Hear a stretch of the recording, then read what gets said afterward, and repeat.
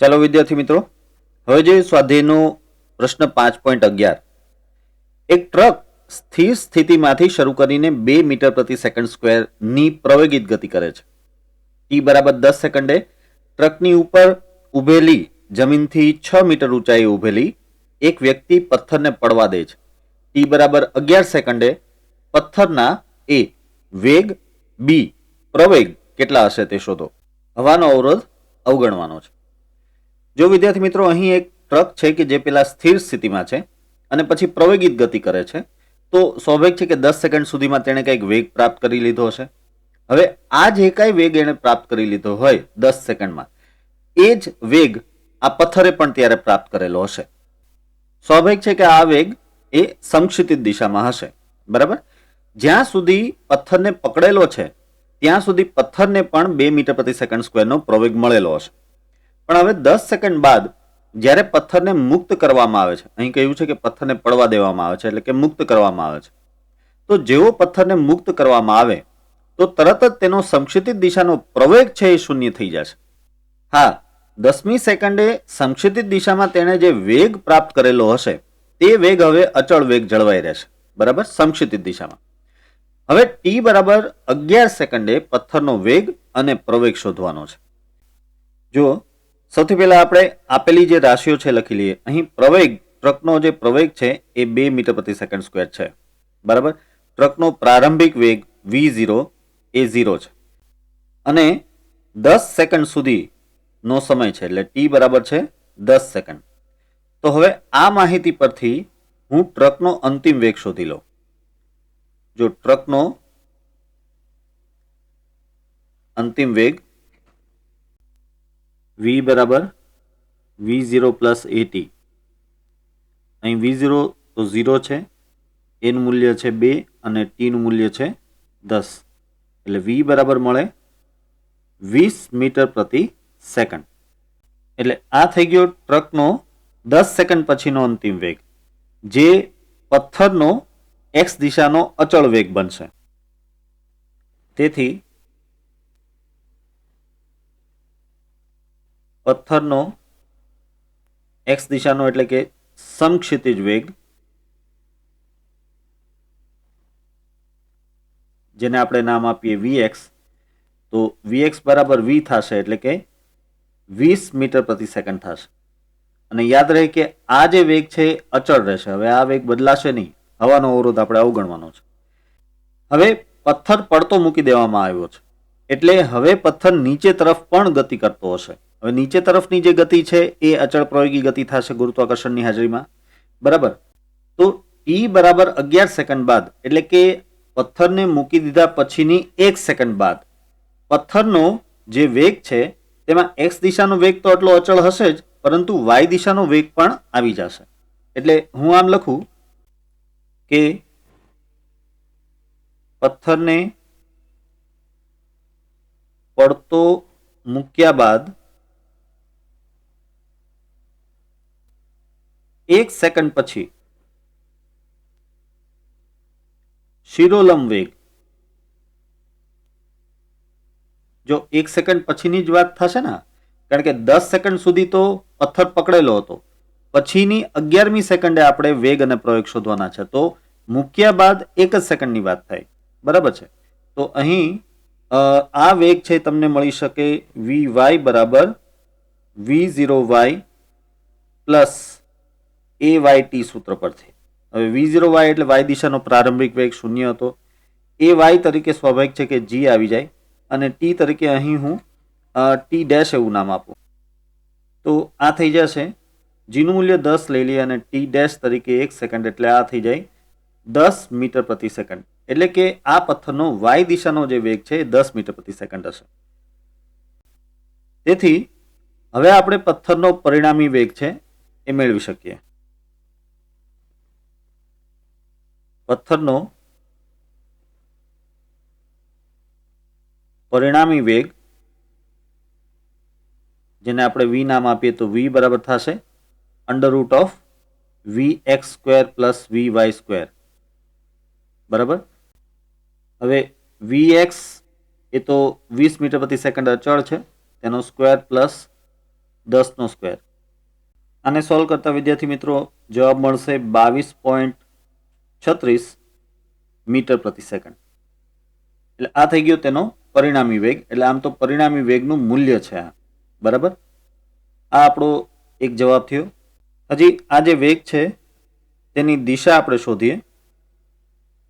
તો આ વેગની દિશા સ્વાભાવિક છે કે તે તેના કોણ પરથી એટલે કે થીટા પરથી મળે. હવે થીટા બરાબર અહીં થશે tan ઇન્વર્સ y ઘટકના છેદમાં x ઘટક, તમને યાદ હશે, એટલે કે vy ના છેદમાં vx. તો અહીં લખી શકશું આપણે tan ઇન્વર્સ vy કેટલા છે 10 ના છેદમાં 20, એટલે આ છે tan ઇન્વર્સ 0.5. હવે આ tan ઇન્વર્સ 0.5 ને આપણે ઉકેલીએ તો થીટા બરાબર મળી જશે 26.6 ડિગ્રી જેવું. તો આ છે ખૂણો 26.6 ડિગ્રી, જે વેગનો ખૂણો છે, એટલે કે વેગની દિશા છે. હવે આગળ વધી અને પ્રવેગની વાત કરી લઈએ તો જો અહીં પથ્થર x દિશામાં તો અચળ વેગથી ગતિ કરે છે, માટે x દિશામાં કોઈ પ્રવેગ નહીં હોય, માત્ર તેને y દિશામાં જ ગુરુત્વ પ્રવેગ જેટલો પ્રવેગ હશે. એટલે આપણે લખીએ કે પથ્થરનો પ્રવેગ એ g જેટલો જ હશે, અને g એટલે કે આપણે 10 મીટર પ્રતિ સેકન્ડ સ્ક્વેર લઈએ, અને એ કઈ દિશામાં હશે? અધો દિશામાં, નીચે તરફ. બરાબર, તો માત્ર આટલો પ્રવેગ હશે. આ એક જવાબ છે, બ્રેકેટ કરી લઈએ. ચાલો હવે જોઈએ પ્રશ્ન 5.12. એક ઓરડાની છત પરથી 2 મીટર લાંબી દોરી વડે 0.1 કિલોગ્રામ દળનો લટકાવેલો એક ગોળો દોલિત કરવામાં આવે છે. ટૂંકમાં લોલક જેવી કંઈક ગોઠવણી છે. તેના મધ્યમાન સ્થાનેથી ગોળાની ઝડપ 5 મીટર પ્રતિ સેકન્ડ છે. ગોળો જ્યારે એ તેના કોઈ એક અંત્ય સ્થાને હોય, બી તેના મધ્યમાન સ્થાને હોય, ત્યારે દોરીને કાપવામાં આવે તો ગોળાનો ગતિપથ કેવો થાય તે જણાવો. હવે એ માટે જરા આ આકૃતિ ધ્યાનમાં લો. અત્યારે આ એક પદાર્થ દોરી વડે લટકાવેલ છે અને આ પદાર્થને આવી રીતે લોલકની જેમ દોલન આપેલ છે. બરાબર, એક વાત સમજજો, જ્યારે લોલક તેના અંત્ય સ્થાને હોય, આ અથવા તો આ એ બેને તેના અંત્ય સ્થાન કહેવાય અને આને તેનું મધ્ય સ્થાન કહેવાય. જ્યારે આ લોલક અંત્ય સ્થાને હોય ત્યારે તેનો વેગ હંમેશા 0 હોય, કારણ કે જો 0 હોય તો જ ત્યાંથી તે પરત આવે. બરાબર, એટલે પહેલી વાત તો હું એ લખી નાખું કે આ અંત્ય સ્થાન ઉપર તેનો વેગ 0 હશે. બંને બાજુએ અંત્ય સ્થાનો પર વેગ હંમેશા 0 હોય, અને જે મધ્યમાન સ્થાન છે ત્યાં તેનો વેગ મહત્તમ હોય.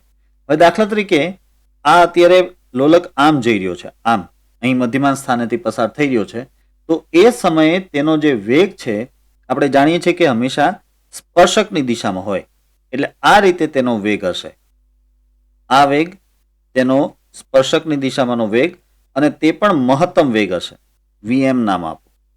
બરાબર છે, તો આપણે માત્ર એ શોધવાનું છે કે જ્યારે આ ગોળો અંત્ય સ્થાને હોય અને બીજું કે જ્યારે આ ગોળો મધ્યમાન સ્થાને હોય ત્યારે જો આ દોરી કાપી નાખવામાં આવે તો ગોળાનો ગતિપથ કેવો થાય.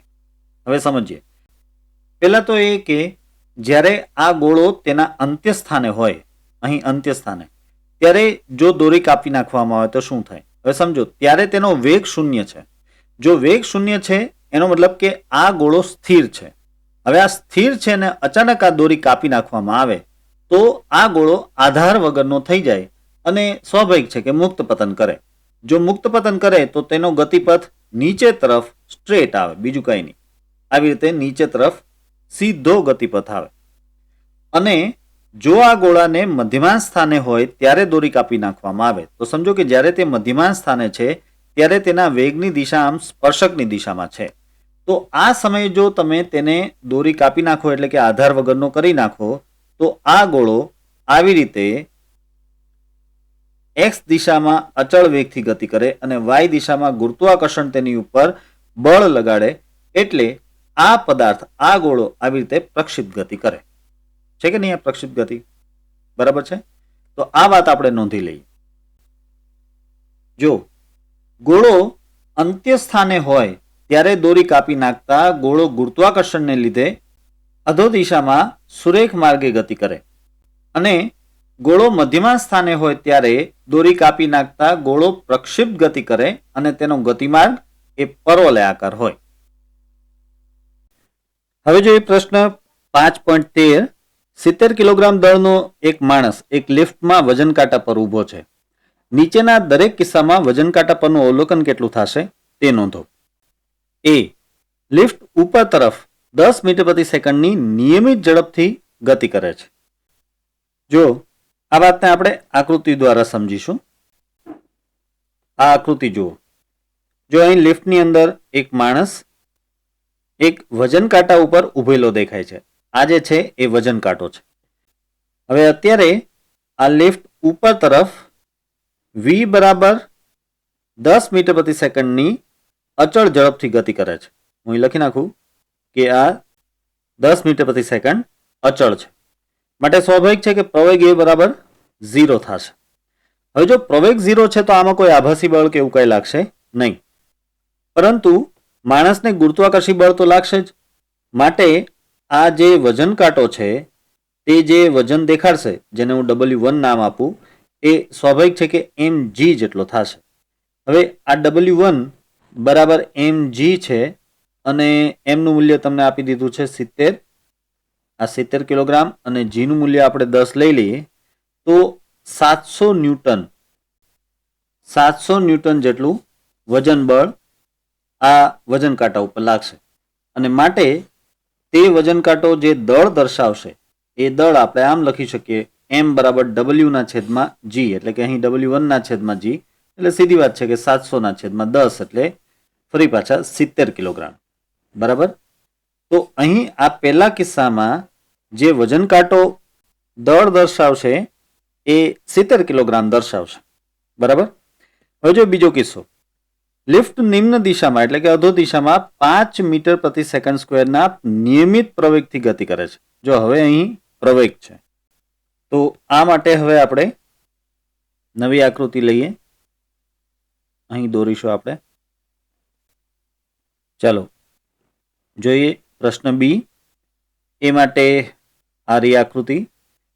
જો અહીં તમને એમ કહ્યું છે કે આ લિફ્ટ નીચે તરફ એ બરાબર 5 મીટર પ્રતિ સેકન્ડ સ્ક્વેરના પ્રવેગથી ગતિ કરે છે. હવે જો આ નીચે તરફ ગતિ કરતી હોય તો એવા સંજોગોમાં આ વ્યક્તિને ઉપર તરફ આભાસી બળ લાગે. હંમેશા પ્રવેગની વિરુદ્ધ દિશામાં આભાસી બળ લાગે, એટલે FP ઉપર દોર્યો છે. ઉપરાંત આ mg નીચે તરફ લાગશે, એ તો હોય જ. બરાબર. તો આના પરિણામ સ્વરૂપે વજન કાંટા ઉપર જે વજન લાગશે તે હવે mg જેટલો નહીં રહે, એ mg માઇનસ fp જેટલો થશે. કારણ કે mg નીચે તરફ છે, fp ઉપર તરફ છે. અને આગળ લખીએ તો આ mg માઇનસ ma થશે. આમાંથી m સામાન્ય કાઢી લઈએ કે જે 70 કિલોગ્રામ છે, g 10 છે અને a 5 આપેલ છે. તો સ્વાભાવિક છે કે આ 350 ન્યૂટનનું વજન બળ આ વજન કાંટા ઉપર લાગશે.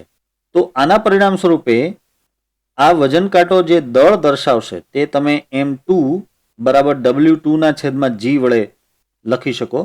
તો W2 છે 350 ના છેદમાં 10, એટલે કે m2 એ નોંધાશે 35 કિલોગ્રામ. તમે જો આ વ્યક્તિ 70 કિલોગ્રામનો છે, છતાં કારણ કે લિફ્ટ નીચે તરફ પ્રવેગી ગતિ કરી રહી છે તો આ વજન કાંટો ખાલી 35 કિલોગ્રામ દળ દર્શાવશે. ચાલો હવે જોઈએ કે ત્રીજા પ્રશ્નમાં શું કહ્યું છે. જો લિફ્ટ ઉર્ધ્વ દિશામાં 5 મીટર પ્રતિ સેકન્ડ સ્ક્વેરના નિયમિત પ્રવેગથી ગતિ કરે છે. જો હવે લિફ્ટ પ્રવેગી ગતિ જ કરે છે પણ આ વખતે ઉપર તરફ પ્રવેગી ગતિ કરે છે એમ કહ્યું છે. બરાબર. તો હવે આ સંજોગોમાં આપણે આકૃતિ આવી રીતે લઈએ. આ આકૃતિ, અને અહીં તમને કહ્યું છે એમ કે ઉપર તરફ પ્રવેગી ગતિ છે અને એ પ્રવેગ 5 મીટર પ્રતિ સેકન્ડ સ્ક્વેર જ છે. તો આ સ્થિતિમાં આ માણસનું વજન નીચે તરફ લાગશે, એ તો બરાબર જ છે. પણ કારણ કે લિફ્ટનો પ્રવેગ ઉપર તરફ છે તો અહીં આભાસી બળ નીચે તરફ ઉત્પન્ન થશે. એટલે અહીં મારે mg પ્લસ fp બંને લેવા પડશે. તો હવે સમજો કે આ પરિસ્થિતિમાં વજન કાંટા ઉપર જે વજન લાગુ પડશે તે mg પ્લસ fp બંનેના સરવાળા જેટલું હશે. એટલે કે mg પ્લસ ma, અને તો પછી m સામાન્ય કાઢી લઈએ. એમનું મૂલ્ય છે 70, g છે 10 અને a છે 5. એટલે આ થઈ જશે 1050 ન્યૂટન. મીન્સ કે અત્યારે વજન કાંટા ઉપર જે બળ લાગતું હશે, વજન બળ જે લાગતું હશે 1050 ન્યૂટન હશે. આ પરથી વજન કાંટો જે દળ માપીને આપણને આપશે એ W3/G પરથી મળી શકે. એટલે કે 1050/10, અને તો એ દળ નોંધાશે 105 કિલોગ્રામ. આ 70 કિલોગ્રામનો એ જ વ્યક્તિ ઊભો છે, પણ વજન કાંટો દર્શાવશે 105 કિલોગ્રામ. ઠીક છે. હવે જોઈએ ચોથો પ્રશ્ન શું કહે છે. ડી. લિફ્ટની યંત્ર રચના નિષ્ફળ જાય છે અને લિફ્ટ સપાટાભેર ગુરુત્વાકર્ષણની અસર નીચે મુક્ત પતન કરે છે. હવે લિફ્ટનો કેબલ જે છે એ તૂટી જાય અને લિફ્ટ છે એ નીચે તરફ મુક્ત પતન કરે, તો એવા સંજોગોમાં આપણે આ રીતે આકૃતિ દર્શાવીએ. જો અહીં લિફ્ટ છે નીચે તરફ મુક્ત પતન કરે છે એટલે તેનો નીચે તરફનો જે પ્રવેગ છે એ ગુરુત્વ પ્રવેગ જેટલો થઈ જાય, એટલે કે 10 મીટર પ્રતિ સેકન્ડ સ્ક્વેર જેટલો થઈ જશે. બરાબર છે ને? તો આ સ્થિતિમાં આ વ્યક્તિનું જે વજન બળ છે, ગુરુત્વાકર્ષી બળ છે, એ તો નીચે તરફ લાગશે જ. પણ કારણ કે લિફ્ટ નીચે તરફ પ્રવેગી ગતિ કરે છે તો તેમાં ઉપર તરફ આભાસી બળ ઉત્પન્ન થશે. એટલે અહીં ઉપર તરફ આભાસી બળ fp દર્શાવી દઉં. તો હવે આપણે લખી શકીએ કે W4 એ કેટલો થશે? mg minus fp. પણ fp એટલે તમે જાણો છો એમ કે ma થાય. બરાબર.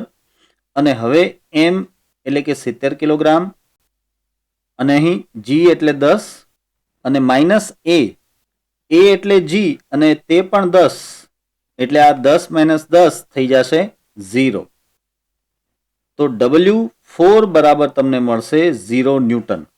હવે આ પરથી આ વજન કાંટો જે દળ માપીને તમને આપે એ સ્વાભાવિક છે કે W4/G લખીને મેળવીએ તો 0 જ મળે ને, 0 કિલોગ્રામ. એટલે કે અત્યારે આ વજન કાંટો કોઈ પણ જાતનું દળ નોંધશે જ નહીં, અથવા તો એમ કહે કે તે 0 દળ બતાવશે. આ સ્થિતિને વેઇટલેસનેસ કહેવાય. વેઇટલેસનેસ ગુજરાતીમાં વજનહીનતા. વજનહીનતા કહેવાય.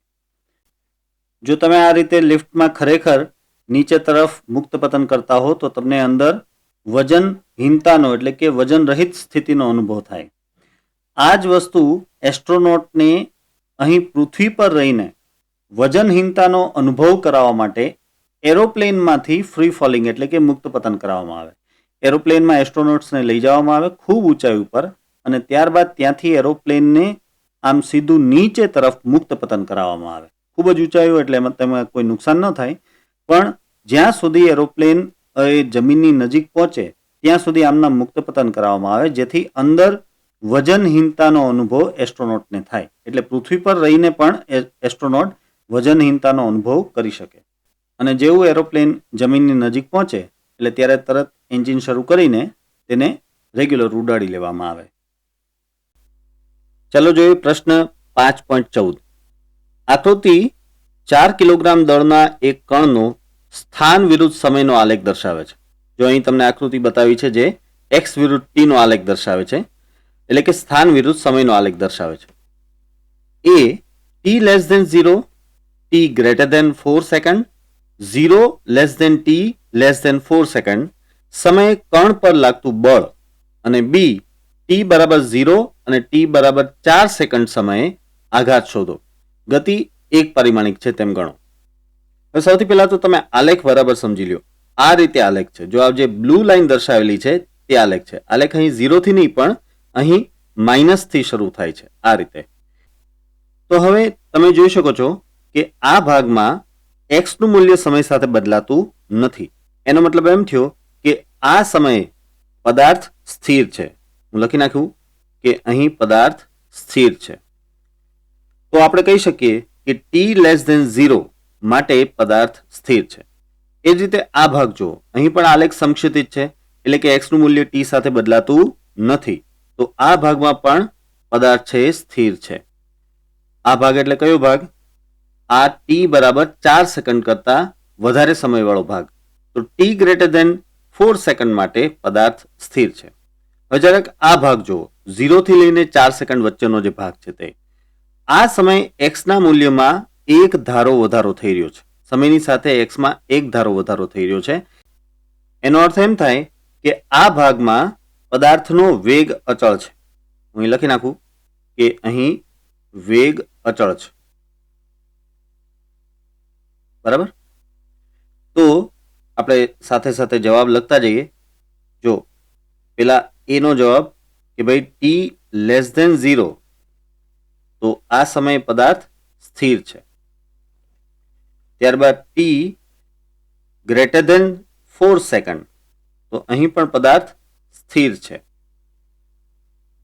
અને 0t<4 સેકન્ડ એટલે કે 0 થી લઈને 4 સેકન્ડની વચ્ચેનો સમય, તો અહીં પદાર્થ અચળ વેગથી ગતિ કરે છે. આનો અર્થ એવો થાય કે આ ત્રણેય કિસ્સામાં લાગતું બળ એ શૂન્ય હશે. હું લખું કે બળ F બરાબર 0.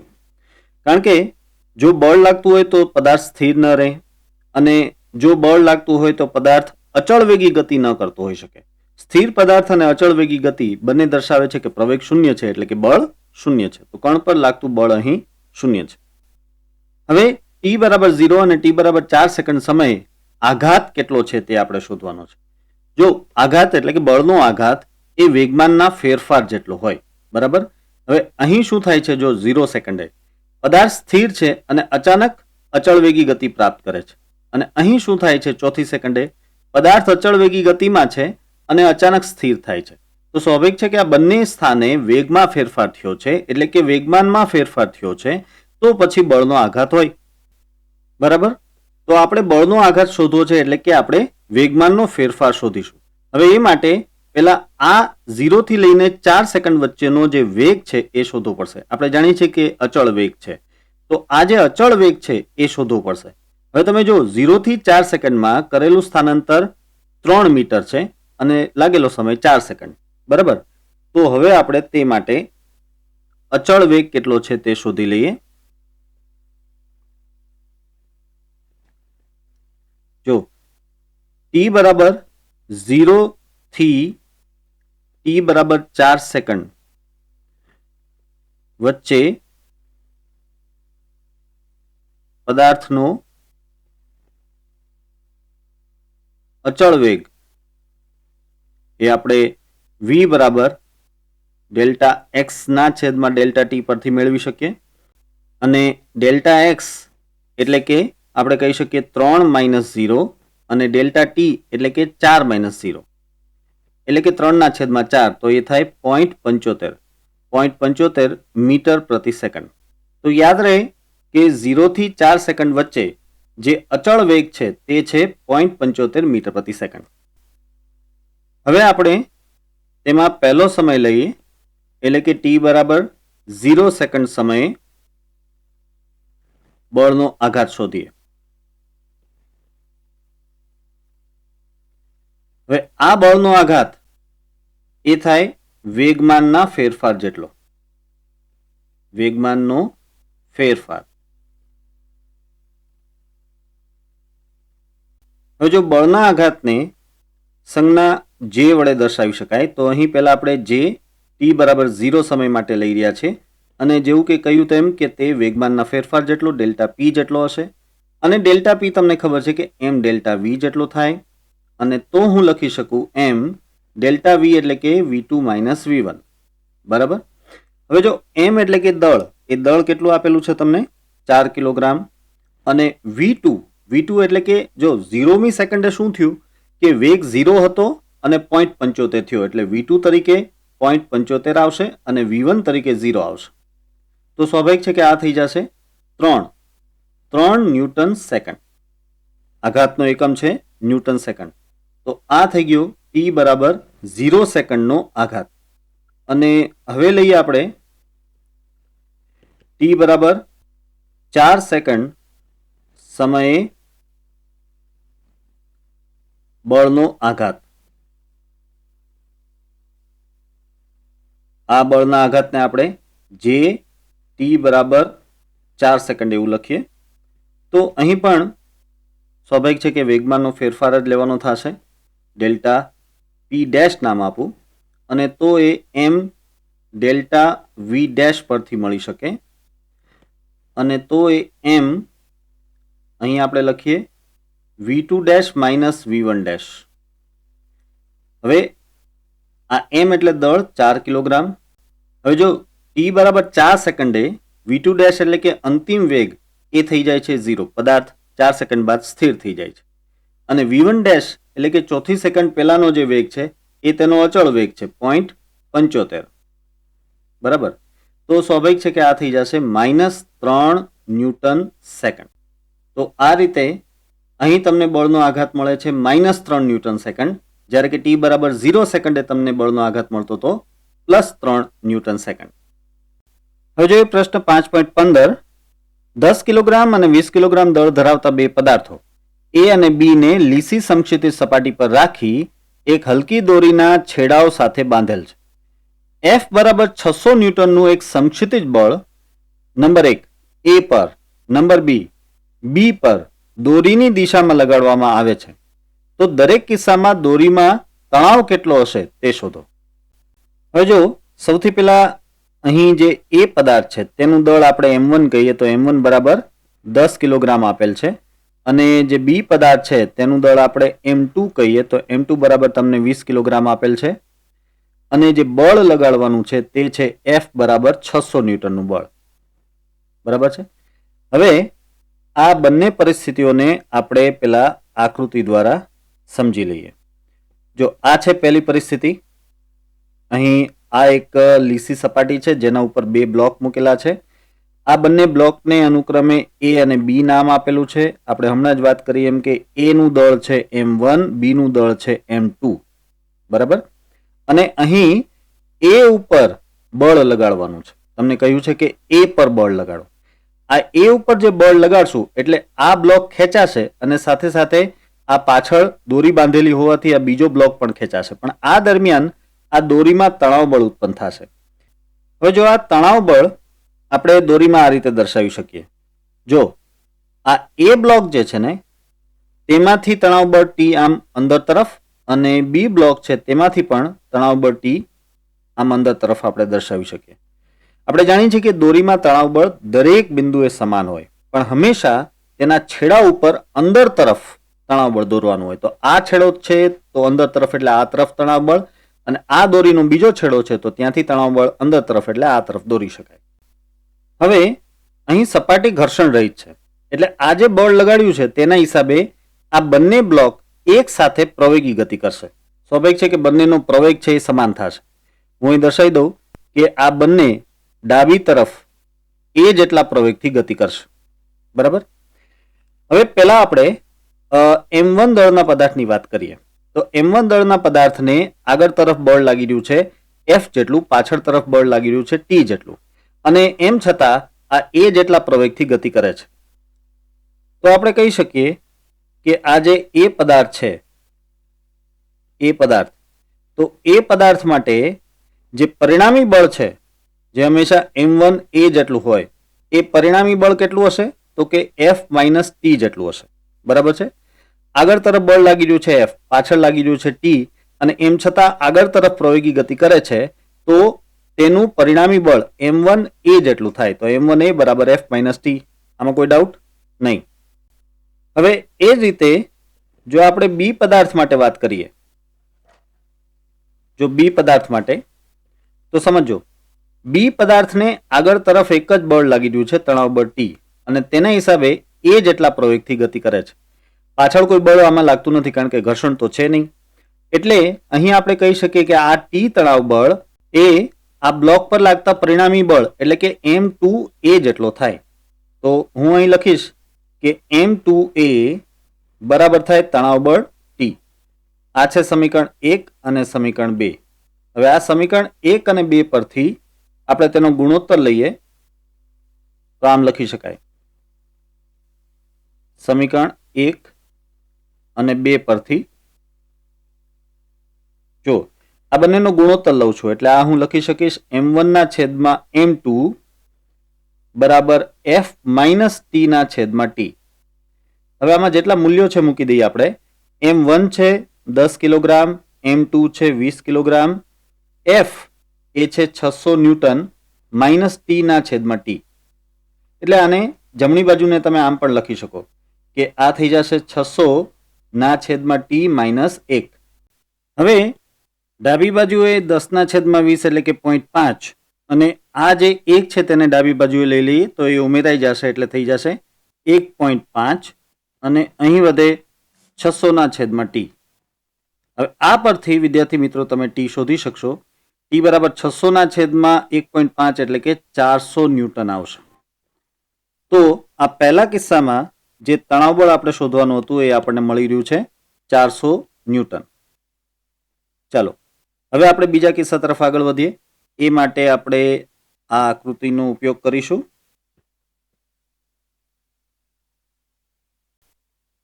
આ છે બીજા કિસ્સા માટેની આકૃતિ. અહીં આપણે આગળ વાત કરીએ એમ આ છે પદાર્થ A, આ છે પદાર્થ B. તેમના દળ અનુક્રમે આપણે M1 અને M2 કહેલા. હવે અહીં આ પદાર્થ B ઉપર F બરાબર 600 ન્યૂટનનું બળ લગાડવામાં આવે છે.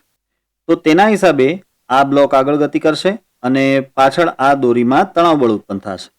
આગળ વાત કરીએ એમ કે તણાવ બળ એ દોરીના છેડા ઉપરથી અંદર તરફ દર્શાવી શકાય.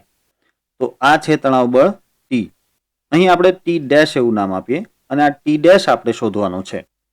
જો સપાટી ઘર્ષણ રહી છે યાદ રાખજો. એટલે શું થશે કે જ્યારે આ બળ લગાડશો ત્યારે આ આખું તંત્ર જમણી બાજુએ પ્રવેગી ગતિ કરશે. ધારો કે આ જમણી બાજુએ જે પ્રવેગ છે એ છે A જેટલો પ્રવેગ. તો આ તંત્ર જમણી બાજુએ A જેટલી પ્રવેગી ગતિ કરે છે એટલે કે આ પદાર્થ B અને પદાર્થ A બંને A જેટલો પ્રવેગ પ્રાપ્ત કરશે. હવે સૌથી પહેલા આપણે એ પદાર્થની વાત કરીએ તો એ પદાર્થ માટે તમે જુઓ અહીં એ પદાર્થને માત્ર આગળ તરફ બળ લાગી રહ્યું છે T ડેશ. પાછળ તરફ કોઈ બળ નથી કારણ કે આમાં ઘર્ષણ તો છે નહીં. અને આ બળને લીધે આ M1 દળનો પદાર્થ A જેટલા પ્રવેગથી આગળ તરફ એટલે કે જમણી તરફ ગતિ કરે છે. એનો મતલબ એમ થયો કે પરિણામી બળ M1A એ તણાવ બળ T ડેશ જેટલો થાય. એટલે આપણે લખી શકીએ કે પરિણામી બળ M1A બરાબર થશે તણાવ બળ T ડેશ. હવે આગળ વાત કરીએ આપણે B પદાર્થ માટે. તો B પદાર્થ માટે બળો જુઓ વિદ્યાર્થી મિત્રો. જો અહીં B પદાર્થને આગળ તરફ એટલે કે જમણી તરફ F બળ લાગી રહ્યું છે અને પાછળ તરફ T ડેશ તણાવ બળ લાગી રહ્યું છે અને તેમ છતાં આ પદાર્થ જમણી તરફ A જેટલા પ્રવેગથી ગતિ કરે છે. એટલે કે તેનું પરિણામી બળ જે છે M2A એ F માઇનસ T ડેશ જેટલું થાય. તો આપણે લખીએ કે પરિણામી બળ M2A બરાબર થશે F માઇનસ T ડેશ. હવે આ બંને પરથી આપણે ગુણોત્તર લઈએ. આને કહી દઈએ સમીકરણ નંબર 3 અને આ છે સમીકરણ 4. તો અહીં હું લખીશ કે સમીકરણ 3 અને 4 પરથી આપણે બંનેનો ગુણોત્તર લઈને લખી શકીએ. જો એ કેન્સલ થઈ જશે એટલે M1 ના છેદમાં M2 અને અહીં જમણી બાજુએ T ડેશ ના છેદમાં F માઇનસ T મળશે, F માઇનસ T ડેશ મળશે. હવે આ સમીકરણનો વ્યસ્ત લઈ લઈએ તો M2 ના છેદમાં M1 બરાબર આપણે કહી શકીએ F ના છેદમાં T ડેશ માઇનસ 1. હવે M2 એટલે કે 20 ના છેદમાં M1 એટલે કે 10 કિલોગ્રામ અને જમણી બાજુએ એફ એટલે કે 600 ના છેદમાં ટી ડેશ -1 અને આ પરથી ટી ડેશ બરાબર વિદ્યાર્થી મિત્રો તમે આમ લઈ શકો 600 ના છેદમાં 3 એટલે કે ટી ડેશ બરાબર મળશે 200 ન્યૂટન. તો આ બીજા કિસ્સામાં જે તણાવ બળ છે એ મળશે 200 ન્યૂટન, જે છે આપણો બીજો જવાબ.